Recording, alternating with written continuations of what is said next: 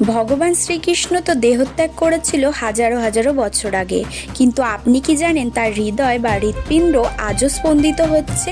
কোথায় লুকিয়ে আছে সেই জীবন্ত হৃদয়? মহাভারত অনুযায়ী জরাব্যাধের তীরে যখন শ্রীকৃষ্ণ দেহত্যাগ করেন তখন তার দেহ দাহ করা হয়।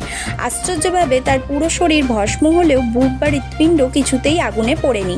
সেই জ্বলন্ত হৃদয় জলে ভাসিয়ে দেওয়া হয়, যা পরে কাঠে পরিণত হয়ে পুরীর সমুদ্র সৈকতে ভেসে আসে।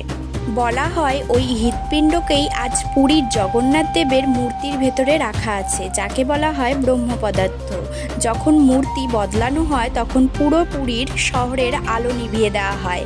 যে প্রধান পুরোহিত এই ব্রহ্ম পদার্থ স্থানান্তর করে তার চোখও কালো কাপড়ে বাঁধা থাকে। বিশ্বাস করা হয় খালি চোখে এটি দেখলে সাথে সাথেই মৃত্যু হবে। পুরোহিতদের মতে এই ব্রহ্ম পদার্থ স্পর্শ করলে মনে হয় হাতের ভিতর জ্যান্ত একটি খরগোশ লাফাচ্ছে।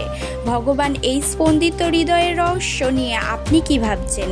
কমেন্টে জয় জগন্নাথ লিখুন, আর সনাতন ধর্মের এমন রহস্য জানতে আমার এই চ্যানেলটিকে সাবস্ক্রাইব করুন। ধন্যবাদ।